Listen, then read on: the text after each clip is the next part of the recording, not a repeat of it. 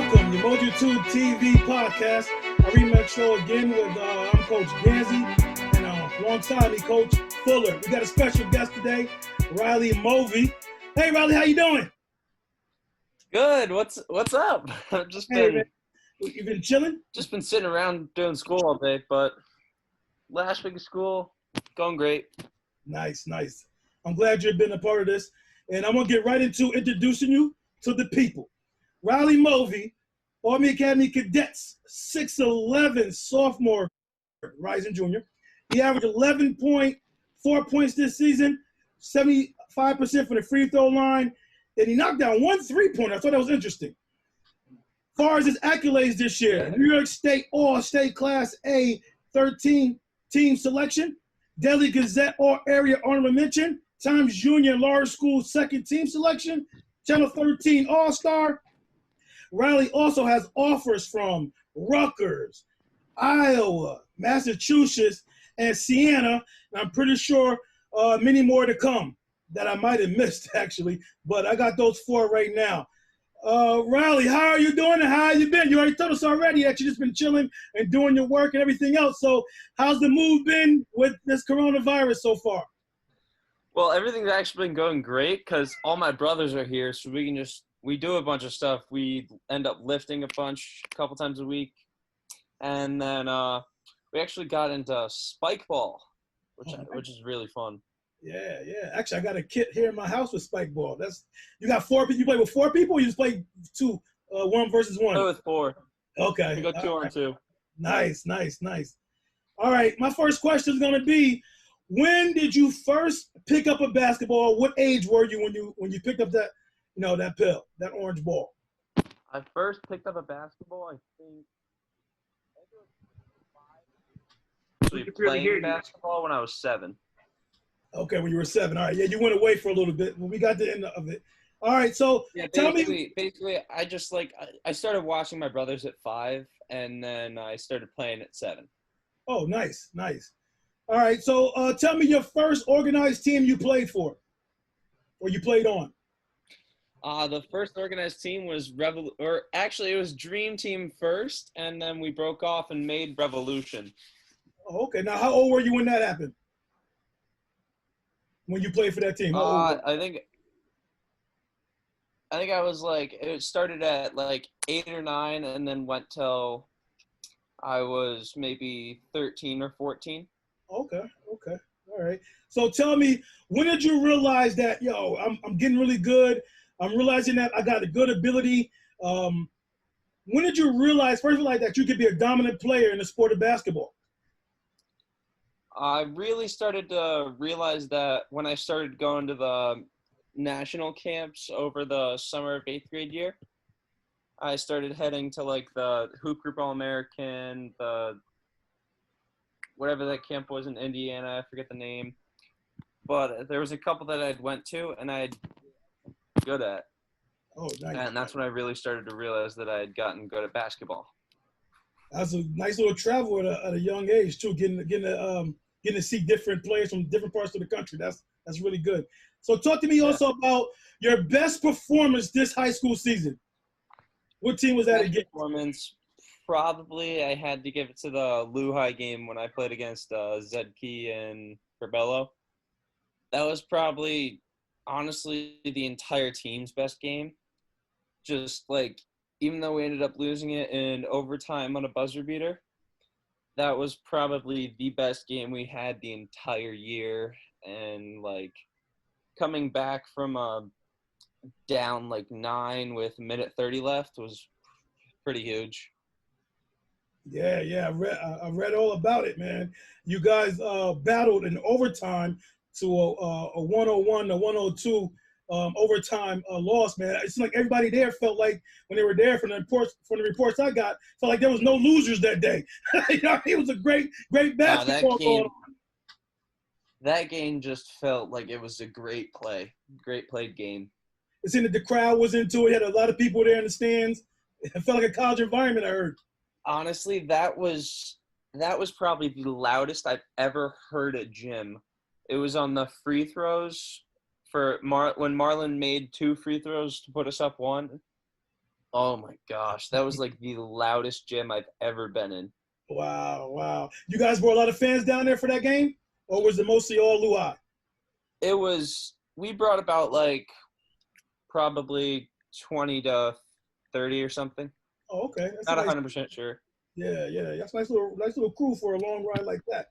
All right, so you also dropped 18 points against Lehman Prep as well. That game really wasn't as close as the Lehigh game, but it was one of your Yeah, no, that game wasn't as close because also during that game, Andre actually was hurt, so he had to sit out. So I figured I had to step up, and that's why I ended up scoring a lot more that game. Yeah, talk to me about playing some of the toughest competition in the country and what that does for you as a player in preparation of your game.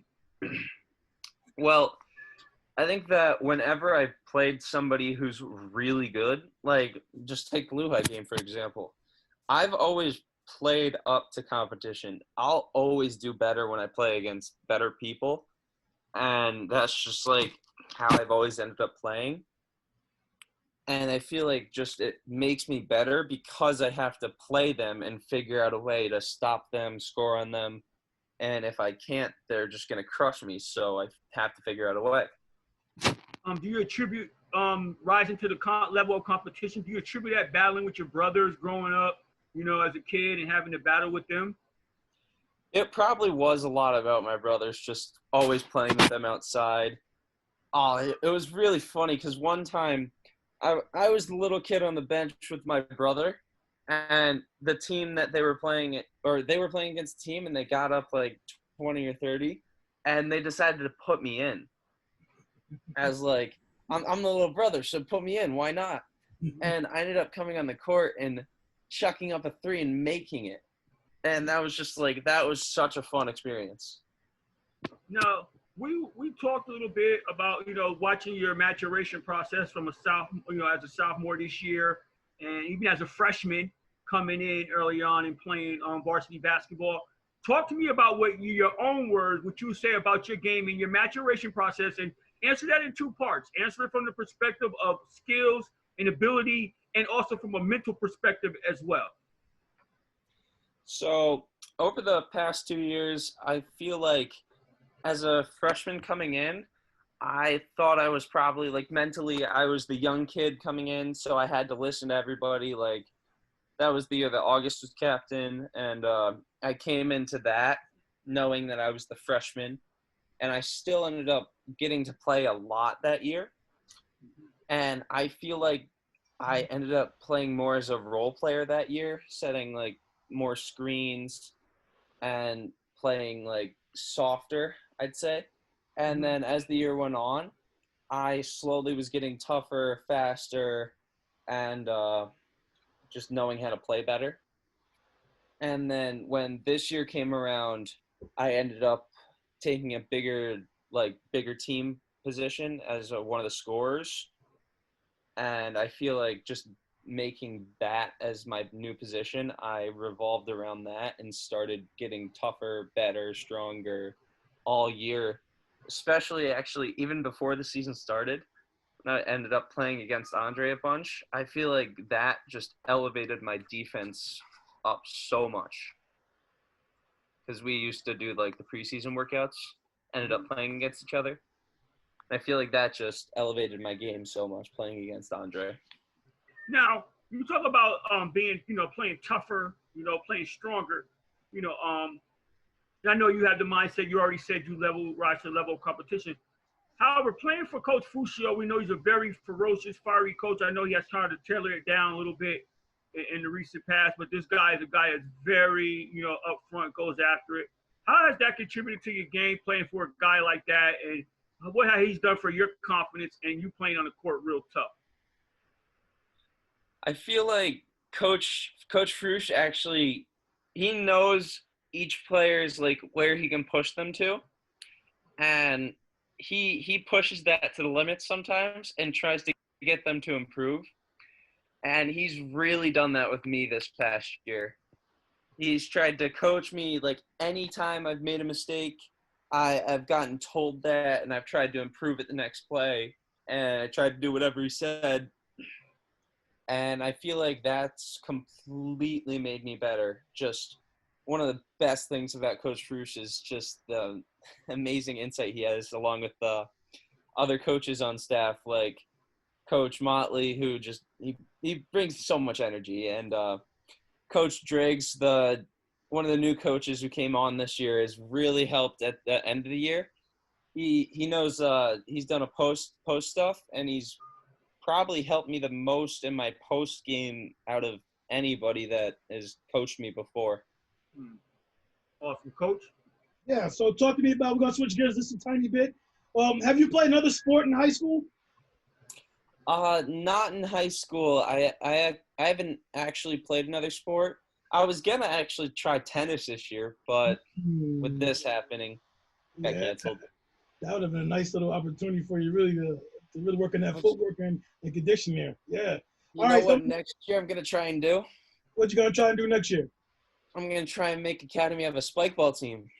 Start a little that up. See if we can get that going. Oh, nice. Okay. Let me see here. All right. So talk to me about the influences of your parents, man. How have they been, one of your biggest supporters, and how have they backed you since you've been a young fella? My parents have always done everything for me. Like, my mom always just has been, because I've had like medical problems a bunch, and my mom always has tried to get the best care for me, going to the best doctors, learning everything she can to help me through that, and then driving me everywhere for basketball, AAU tournaments, paying for everything that I do, always driving me wherever I need to go, and just always cheering me on, doing whatever they can for me. It's really awesome having them as my parents. Nice. All right, so talk to me about, Coach already talked about Coach Fuschia already. What would you say would be one of the biggest things that a misconception that some people or fans or even players not knowing him will have about him? What's one of the big misconceptions? Probably that he just yells at the players. They probably think that he doesn't care about us that much, but he actually cares about us. Just like, he probably thinks that we're closer to family than just his players. He feels like family to all of us, just as a group. Because he always knows how to talk to us. He always knows what to say. And he always gets us, even off the court, he says the right things to us to keep us in the right mindset. Okay. Now, not having Andre Jackson for the next couple of years of your high school career, what does that mean for the program? And what does that mean specifically for you, not having that security blanket there next 2 years? Just means I can't have an off day. That's all that means. Got to get consistent. I hear that. Wow, nice response there. Wasn't expecting that. Okay, so talk to me about your teammates that are coming back next year, and what do you think they'll provide for the team to help you reach your goals? I think that having Marcus as a senior next year is gonna boost the team a lot, just because of how he's definitely going to be improving during this period. He's one of the grinders that is going to grind all the time, no matter what happens. He's going to be the person who's lifting in the morning, going to a workout, and still finding time to do all of the schoolwork and getting all that in. And then he's just going to be he's probably going to end up being one of the captains next year, and he's going to be a great leader next year. I can already tell. Nice. And then Preston coming back, he's actually working on so much right now, and he's gonna come back next year as not just a shooter. He's gonna come back as an all-around player, and gonna be able to stay on the court the entire time, unlike this year, where he had sometimes off days, like in Florida, the 3 losses we had. It's because we needed Preston, and next year we're gonna need him even more, and he's going to get a lot more time and chances. Okay. So last question before I send it over to Coach. The COVID-19 came through and smashed everything away, right? what would have been your chances of winning a Federation championship once again? Would have been, was that, can we write that in the book that it was a done deal? I couldn't see any way of us losing a game to anybody in Class A. Like, people can make arguments all they want. I think that we would have won state championships this year no matter what happened. Like, we all could have had an off game, and we still could have beaten, like, almost all of the teams.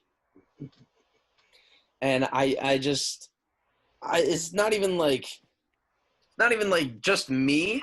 Like, having Andre, me, Marcus, Preston, Marlon, James, all of us who actually, like, have played against the national schedule. We played against Lehigh, had probably the best game of our lives, and killed it, almost beat them. What are they, like, number what? They were, like, top 10 in the country.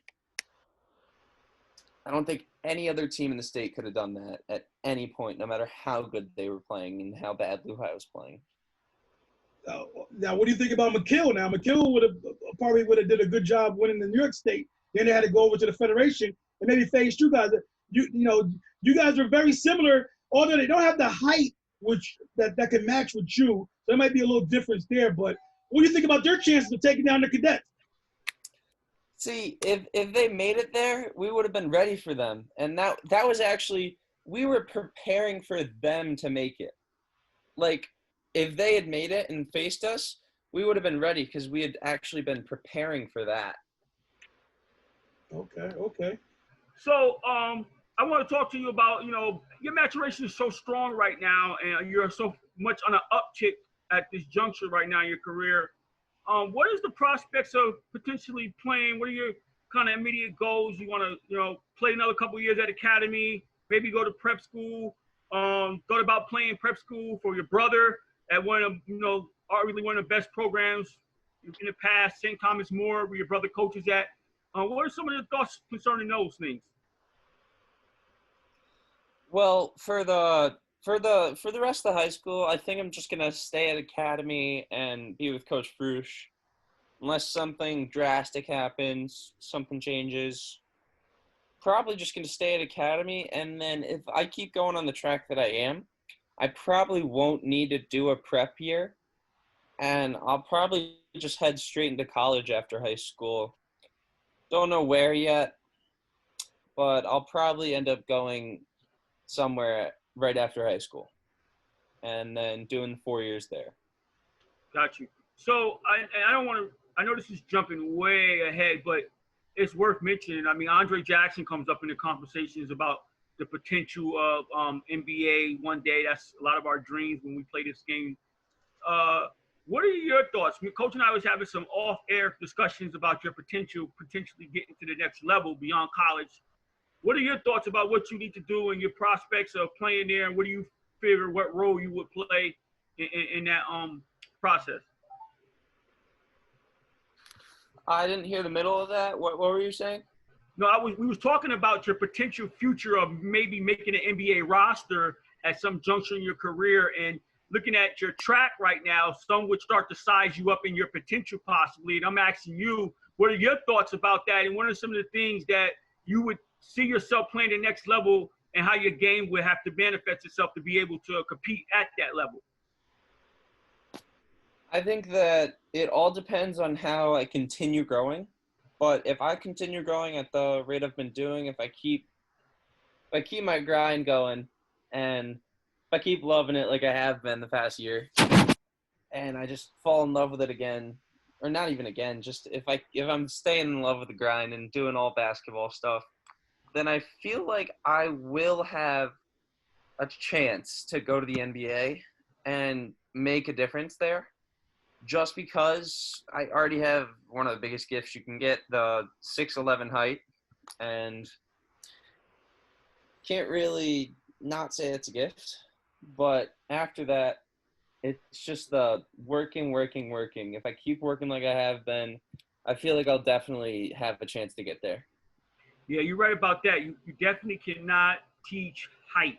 That's for sure. And we forget a little bit that you're only coming out of your sophomore year at 6'11". So by all accounts, you definitely still have room to grow. So that's a whole fact right there. So, Coach?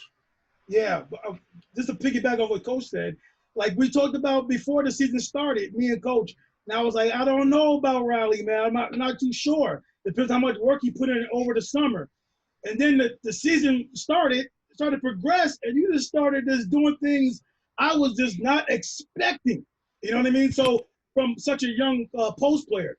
So I'm not going to put anything out there that says that's something that you cannot do. You know what I mean? I'm done with that now. Usually I give my opinion about something, and then once the person proves me wrong, I'm pretty much one of their biggest fans. So I'm probably one of your biggest fans right now, and saying that you probably could do anything you could possibly put your mind to, man.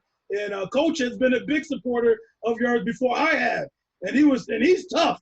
You know what I mean, about giving guys props. So that was just interesting hearing it from Coach. I was the guy that was the negative guy, and he was the positive guy. Usually it's reversed.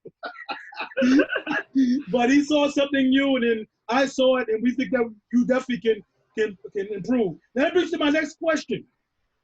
The COVID-19 is here, right? So the pandemic came through, put everybody on house arrest, like I said before.